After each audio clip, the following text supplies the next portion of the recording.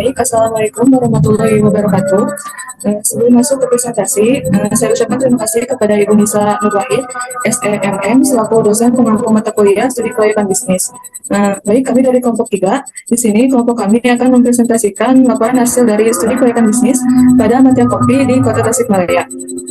Sebelum itu, perkenalkan nama saya Sinta Tripatiwi, selaku moderator, dan rekan saya. Perkenalkan, saya Siti Valina Tasya dengan laksir NPM 107. Perkenalkan, nama saya Mita Prasya Karmini dengan NPM 2234033231. Saya Dian Alfira Sanda dengan AIR NPM 02826. NPM 29. Perkenalkan, nama Zahra NPM 169. Baik, untuk mengefektifkan waktu, saya persilakan kepada pemateri pertama untuk menyampaikan materinya. Baik, di sini saya pemateri pertama akan menyampaikan bab pertama, yaitu pendahuluan. Matia Coffee, sebuah coffee shop baru di Tasikmalaya, menawarkan konsep unik sebagai hidden gem dengan lokasi tersembunyi di belakang ruko dan samping hotel di daerah Yudanegara. Matia Coffee menggabungkan cita rasa kopi berkualitas dengan konsep industrial dan semi outdoor, serta menyediakan berbagai menu makanan dan minuman. Studi kelayakan bisnis ini bertujuan untuk menganalisis berbagai aspek yang mempengaruhi keberhasilan Matia Coffee, termasuk pasar, internal perusahaan, hukum, dampak lingkungan, untuk merumuskan strategi yang tepat dalam mencapai kesuksesan usaha ini. Next. Berdirinya Matia Cafe ini tidak hanya memberikan manfaat ekonomi bagi pemilik bisnis, tetapi juga memberikan kontribusi positif kepada masyarakat dan lingkungan sekitarnya. Terdapat dua manfaat, yaitu yang pertama, manfaat bisnis ini terhadap masyarakat. Lapangan kerja dengan membuka bisnis ini secara langsung berkontribusi pada peningkatan ekonomi lokal. Yang kedua, meningkatkan ekonomi lokal dengan membeli biji kopi dari petani lokal. Matia Coffee membantu meningkatkan pendapatan petani dan mendorong pertumbuhan sektor pertanian, dan pajak dari bisnis kopi akan berkontribusi pada pendapatan daerah yang dapat digunakan untuk pembangunan infrastruktur dan pelayanan publik. Yang terakhir, ada tempat sarana memperluas pergaulan. Matia Coffee menjadi ruang publik yang nyaman bagi masyarakat untuk berinteraksi, berdiskusi, dan bersantai. Manfaat yang kedua, terhadap lingkungan sekitar. Mengelola limbah yang baik, menerapkan sistem pengelolaan limbah yang baik seperti komposting, ampas kopi, atau daur ulang kemasan yang dapat mengurangi dampak negatif terhadap lingkungan. Selanjutnya, dengan bekerja sama dengan petani kopi yang menerapkan praktik pertanian berkelanjutan, Matia Coffee dapat berkontribusi pada pelestarian lingkungan. Yang terakhir, menjadi contoh bisnis ramah lingkungan. Next. Selanjutnya, ada tujuan dari yang pertama, ada meningkatkan kualitas, menyediakan kopi berkualitas tinggi dengan memenuhi standar internasional, mencakup pemilihan biji kopi terbaik, proses pengelolaan yang tepat, dan penyajian yang profesional. Yang kedua, memperluas pasar. Matia Coffee bertujuan untuk menjangkau pasar yang lebih luas, baik secara lokal maupun internasional. Yang ketiga, membangun komunitas pencinta kopi, menciptakan ruang bagi penggemar kopi untuk berkumpul, berbagi pengalaman, dan belajar lebih banyak tentang kopi ini, bisa melalui acara, workshop, atau program loyalitas. Yang keempat, ada inovasi dan diversifikasi produk. Mengembangkan variasi produk kopi dan menekan pendamping untuk menarik berbagai kalangan pelanggan. Bisa meliputi pengembangan rasa baru, minuman berbasis kopi, dan makanan ringan. Yang terakhir, meningkatkan keuntungan. Tentu tujuan bisnis adalah menciptakan profitabilitas dengan strategi pemasaran yang baik dan pengelolaan biaya yang efisien. Next. Yang terakhir dari bab ini adalah pihak-pihak yang terlibat di usaha ini. Yang pertama, ada owner, yang kedua manajer, yang ketiga head bar, yang keempat head kitchen, yang kelima head waiter, yang keenam head waiter, yang kedelapan waiter, yang kesembilan kasir, dan terakhir masyarakat lokal. Sekian dari saya, dilanjut oleh rekan saya. Terima kasih. Baik, di sini saya akan menyampaikan materi tentang bab selanjutnya, yaitu aspek pasar. Next. Yang pertama ada bentuk pasar. Matia Kopi menawarkan suasana yang cozy dengan konsep industrial dan semi outdoor. Usaha ini tidak hanya berfokus pada penyajian kopi, tetapi juga menawarkan berbagai menu Indonesian food dan western, mulai dari makanan ringan, makanan berat, dessert, serta minuman dan kopi yang dapat dinikmati semua kalangan. Target pasar utama Matia Kopi adalah kalangan muda, khususnya Gen Z dan milenial yang mencari tempat yang nyaman dan instagramable untuk nongkrong, belajar, atau bekerja. Lokasinya yang tersembunyi menambah dari hidden di Tasikmalaya. Next. Yang selanjutnya adalah mengukur dan meramal demand dan supply. Penentuan harga di mata kopi disesuaikan dengan daya beli target konsumen mereka, yaitu pelajar dan pekerja muda serta biaya-biaya yang dikeluarkan untuk produk dan lain-lain. Next. Dapat dilihat dari gambar menu yang mereka punya, mulai dari main dish, pasta, light pies, kopi, non-kopi, ada signaturnya juga di ice cream, manual brew, yang dimana semua makanan tersebut mulai dari kisaran harga 17 sampai 40.000 saja. Selanjutnya, next.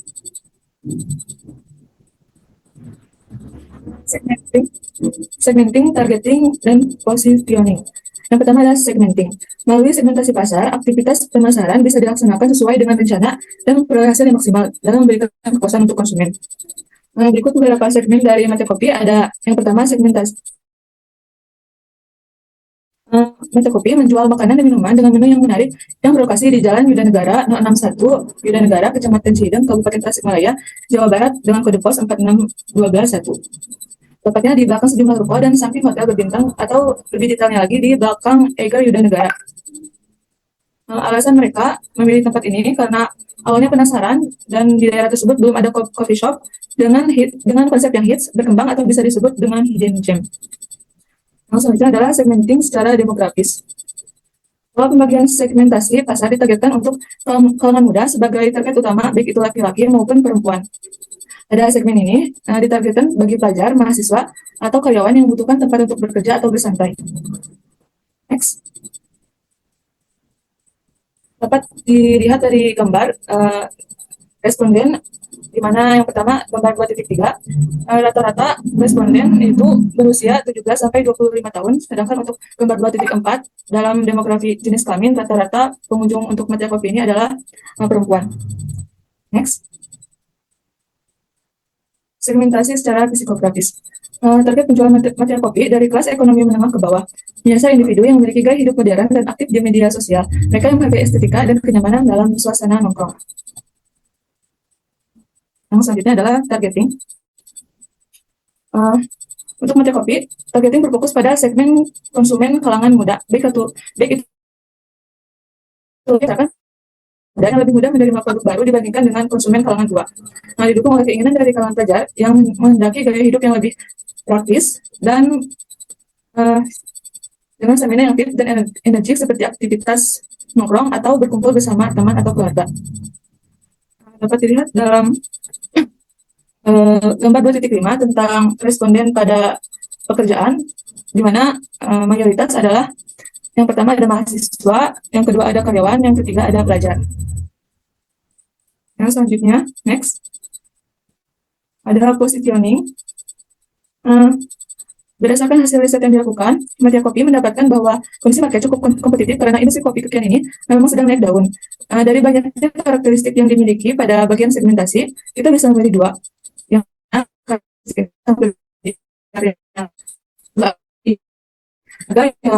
jangkau dan rasa yang sangat enak, dan lokasi. Tidak seperti coffee shop lainnya yang berada di lokasi strategis dan terlihat di jalan utama, Mata Kopi tampil berbeda dengan tersembunyi dari Amayan atau hidden gem. Tepatnya berada di belakang sejumlah ruko dan samping hotel berbintang di daerah Yuda Negara. Mata Kopi hadir dengan menggabungkan cita kopi rasa berkualitas dengan konsep industrial dan semi outdoor. Sekian yang dapat saya sampaikan, selanjutnya akan dilanjutkan oleh rekan saya. Baik, di sini saya akan memaparkan tentang situasi persaingan lingkungan industri, di mana ada 4 ancaman atau tantangan yang harus dihadapi Mata Kopi. Yang pertama adalah ancaman masuknya pesaing kopi shop baru maksudnya. Mata Kopi sendiri berada di industri F&B yang sangat dinamis dan kompetitif, terutama di wilayah perkotaan seperti Tasikmalaya yang sedang berkembang. Ancaman utama dalam kategori ini adalah potensi masuknya kopi shop baru yang menawarkan konsep serupa atau bahkan lebih menarik, dengan layanan atau harga yang bisa lebih kompetitif. Dalam beberapa tahun terakhir, bisnis coffee shop semakin berkembang pesat di Indonesia. Tasikmalaya sebagai kota yang sedang berkembang juga menjadi target bagi para pengusaha yang ingin mendirikan coffee shop. Lalu yang kedua ada faktor cuaca dan lingkungan. Salah satu kekuatan utama dari Mata Kopi adalah konsep semi outdoor yang memberikan suasana alami dan relaksasi bagi para pelanggan. Namun konsep ini juga menghadirkan tantangan tersendiri terkait cuaca dan kondisi lingkungan. Lalu yang selanjutnya ada persepsi masyarakat. Persepsi masyarakat terhadap coffee shop dan gaya hidup minum kopi yang juga merupakan faktor yang perlu diperhatikan. Di kota seperti Tasikmalaya, di mana budaya minum kopi mungkin belum sepopuler di kota-kota besar, Persepsi ini dapat menjadi tantangan meskipun tren coffee shop semakin berkembang di berbagai kota di Indonesia. Di beberapa kota yang lebih kecil seperti Tasikmalaya, budaya minum kopi di coffee shop mungkin belum sepenuhnya terbentuk. Lalu yang terakhir ada infrastruktur dan aksesibilitas.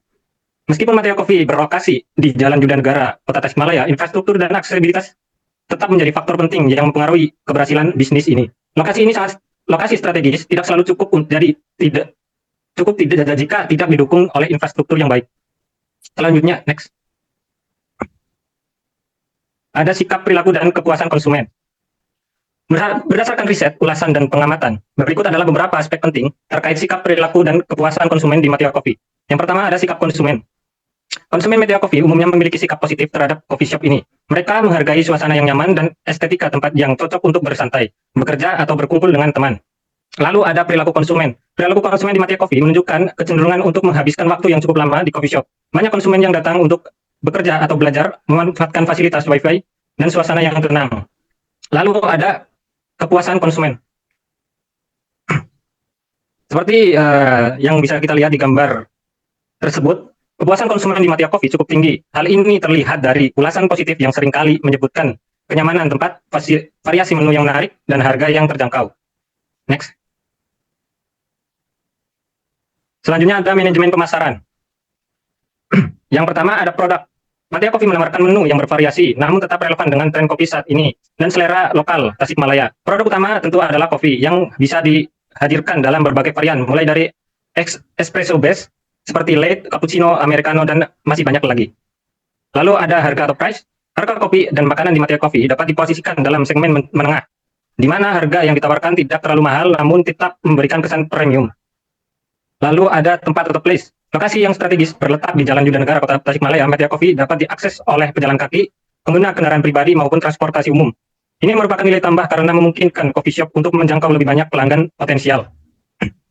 Lalu ada promosi. Berdasarkan hasil survei tersebut, mayoritas responden, yaitu 74%, merasa bahwa promosi yang ditawarkan oleh Matea Coffee menarik. Ini menunjukkan bahwa strategi promosi diterapkan cukup efektif dan dalam menarik perhatian pelanggan. Lalu ada di sini seberapa besar kemungkinan ada rekomendasi kepada teman, yang dimana mayoritas besar responden sebesar 75% merasa mungkin akan merekomendasikan Matea Coffee. Pelanggan yang merasa mendapatkan keuntungan tambahan dari promosi ini mungkin lebih cenderung merekomendasikan coffee shop ini. Mungkin sekian dari saya. Terima kasih. Oke, terima kasih Pak Dimas. Untuk selanjutnya itu saya akan menjelaskan tentang aspek teknis, yaitu penentuan lokasi dan pemilihan strategi industri. Di sini kita pemilihan penentuan lokasi. Lokasi Matea Coffee terletak di Cideng, Tasikmalaya, Jawa Barat. Lokasi ini merupakan lokasi strategis untuk menjalankan bisnis karena terletak pada kriteria lokasi strategis untuk usaha, yaitu pusat perbelanjaan, pusat kota yang mudah dijangkau bagi konsumen. Selain dengan tempat yang mudah dijangkau, Matea Coffee juga menawarkan suasana yang dapat dinikmati oleh seluruh kalangan dengan konsep modern, minimalis. Fasilitas yang digunakan dalam usaha ini juga bisa di next untuk anunya, PPT-nya. Di sini ada beberapa diterapkan untuk menarik minat konsumen.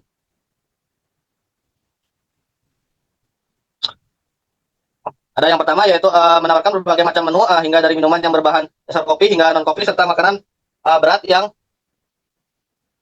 hingga cemilan dengan harga yang sangat kompetitif. Lalu yang kedua ada strategi pemasaran kreatif melalui media soal dan kerja sama dengan pihak ketiga untuk pemasaran produk di luar lokasi toko. Ada tiga, yaitu quality control yang dirutin terhadap produk untuk memastikan produk dapat disajikan dengan keadaan terbaik kepada pelanggan. Yaitu yang keempat ada tata letak interior yang tidak terlalu padat untuk memastikan kenyamanan pelanggan ketika dine-in, dan pemilihan konsep modern minimalis menghasilkan suasana nyaman namun elegan yang dapat dinikmati dan diberikan oleh pelanggan. Lalu yang kelima ada pelayanan menggunakan metode self service. Lalu yang keenam ada operasional mulai dari jam 7.00 waktu Indonesia bagian barat sampai jam 22.00 waktu Indonesia bagian barat. Pada hari kerja jam 7.00 sampai pada hari kerja ya bukannya dari jam 7.00 sampai jam 23.00 waktu Indonesia bagian barat pada akhir pekan.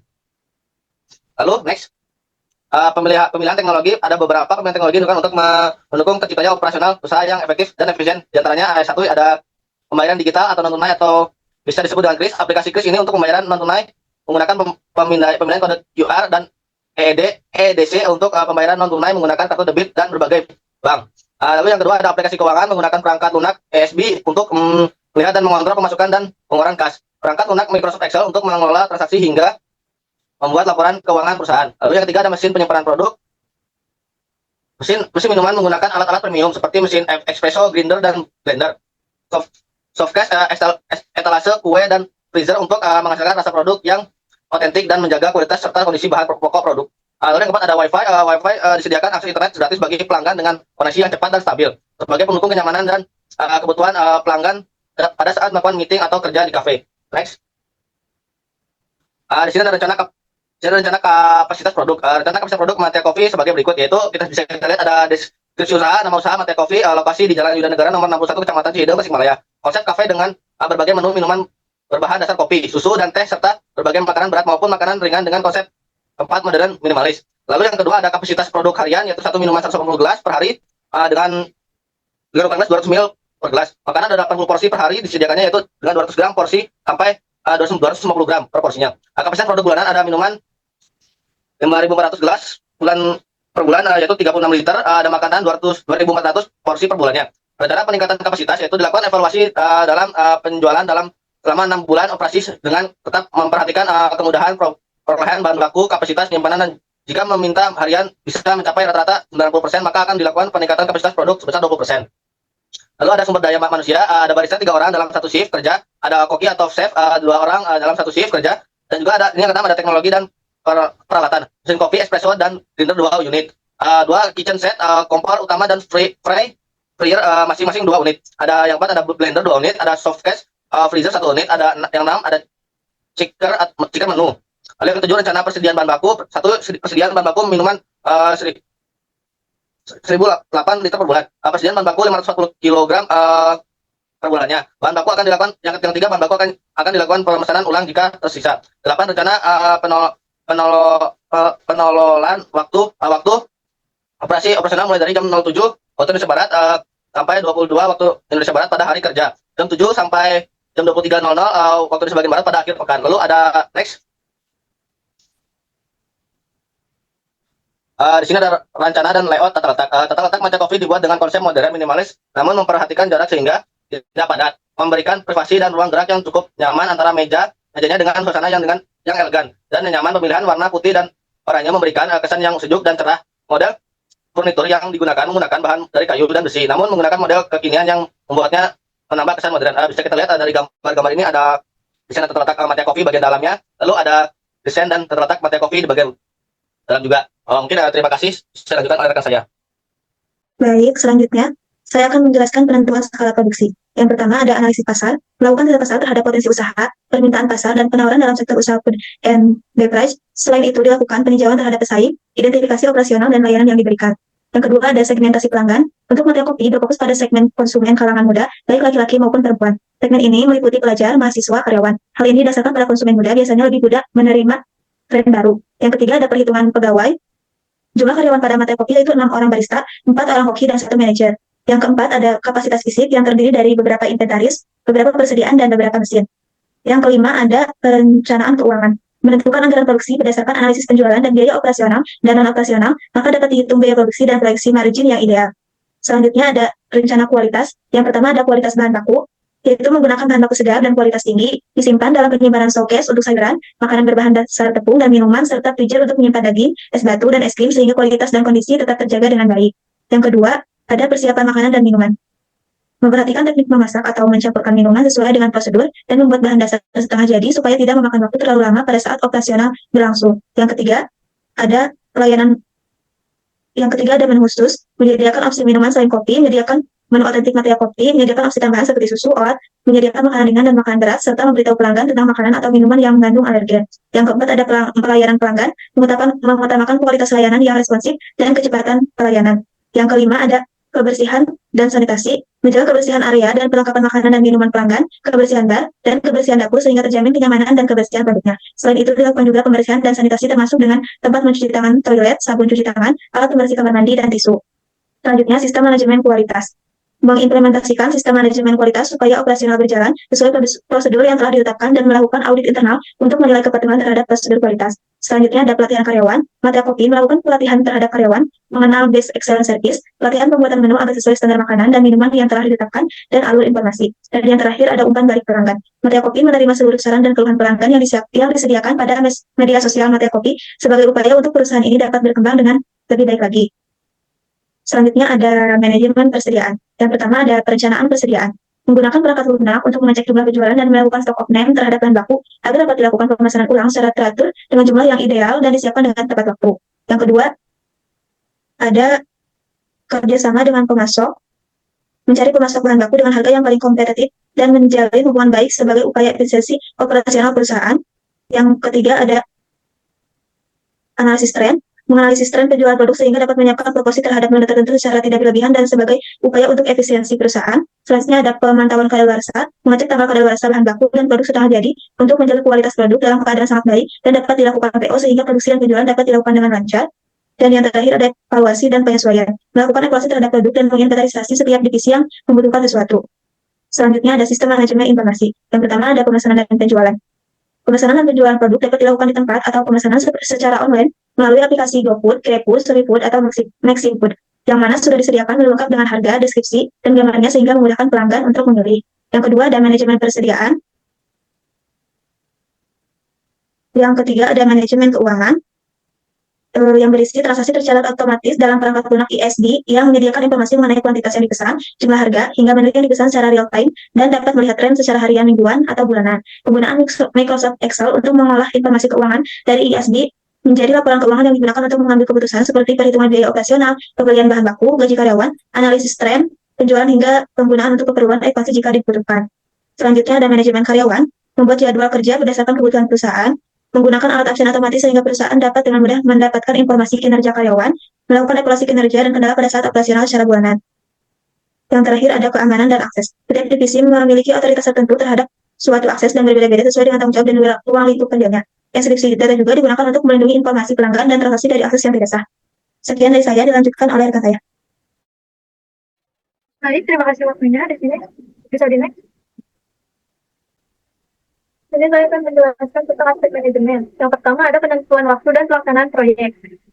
Di sini terdapat 6 tahap. Tahap pertama melibatkan pembuatan rencana bisnis yang komprehensif, yang mencangkup analisis pasar dan pemilihan konsep coffee shop yang sesuai, serta menentukan lokasi strategis yang mudah diakses dengan potensi kunjungan pelanggan yang tinggi di sekitar kota Tasikmalaya. Selanjutnya pada tahap 2 berfokus pada pengurusan izin usaha dan persyaratan perizinan dari otoritas setempat, memastikan semua ketentuan hukum dan peraturan yang berlaku untuk operasional coffee shop terpenuhi.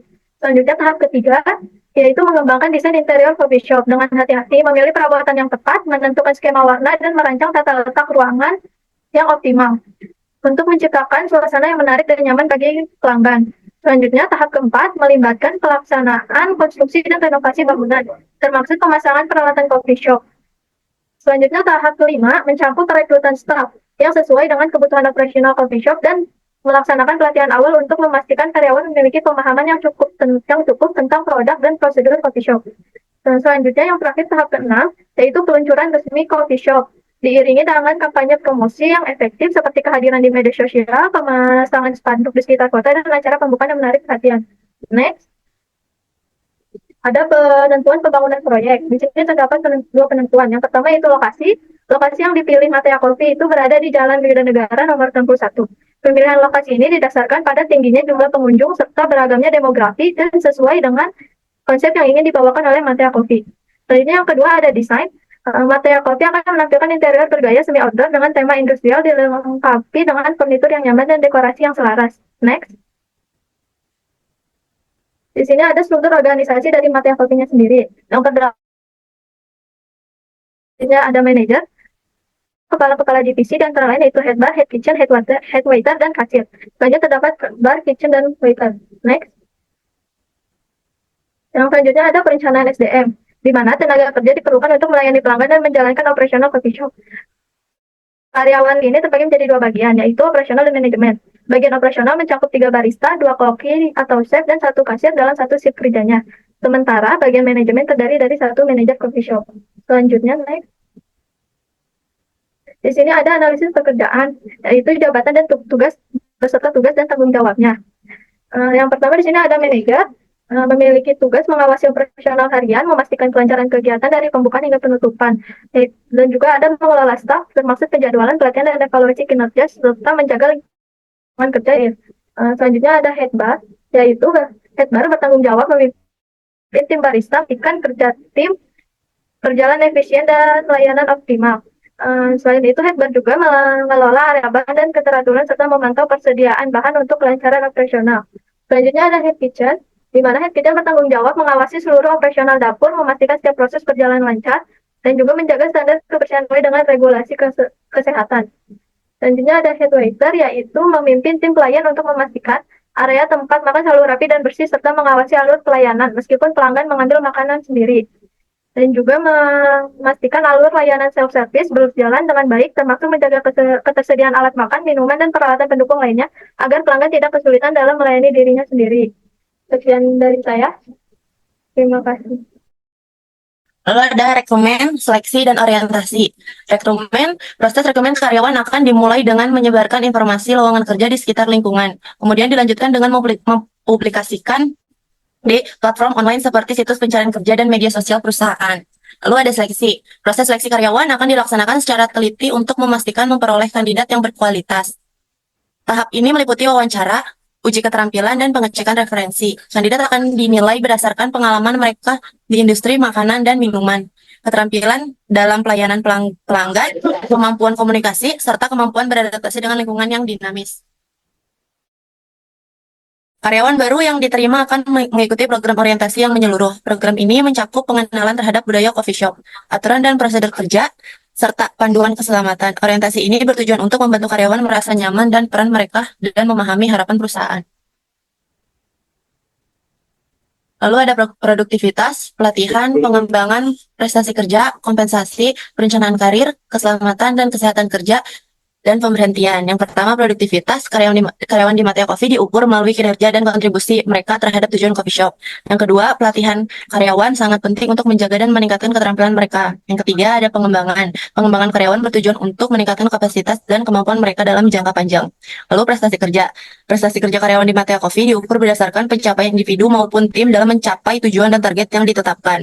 Yang kelima, kompensasi. Gaji karyawan akan disesuaikan dengan pengalaman dan tingkat tanggung jawab masing-masing. Yang keenam, perencanaan karir. Di Matea Coffee dirancang untuk membantu karyawan merencanakan jalur karir mereka dalam coffee shop. Yang ketujuh, keselamatan dan kesehatan kerja. Keselamatan dan kesehatan kerja menjadi prioritas utama untuk menciptakan lingkungan kerja yang aman dan nyaman. Yang terakhir, pemberhentian. Pemberhentian karyawan di Matea Coffee dilakukan dengan alasan yang jelas dan adil, sesuai dengan kebijakan coffee shop dan peraturan perundang-undangan yang berlaku.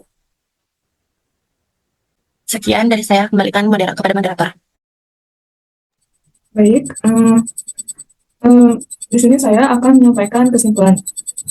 Berdasarkan hasil studi kelayakan bisnis yang telah dilakukan, Matea Coffee di Kota Tasikmalaya menunjukkan bahwa usaha ini memiliki potensi yang kuat untuk berkembang. Dengan lokasi strategis dan konsep unik sebagai hidden gem, Matea Coffee berhasil menarik perhatian kalangan muda, terutama Gen Z dan milenial.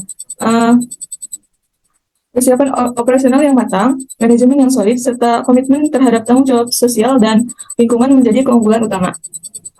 Namun, tantangan seperti cuaca yang tidak menentu dan pesaing yang ketat harus dihadapi dengan inovasi produk dan peningkatan kualitas layanan. Secara keseluruhan, Matea Coffee dinilai layak untuk dijalankan dengan peluang besar untuk sukses sebagai destinasi favorit pecinta kopi di Tasikmalaya, asalkan dapat beradaptasi dengan perubahan pasar dan menjaga kepuasan pelanggan. Mungkin sekian dari kelompok kami. Mohon maaf bila banyak kekurangan dan kesalahan. Wassalamualaikum warahmatullahi wabarakatuh.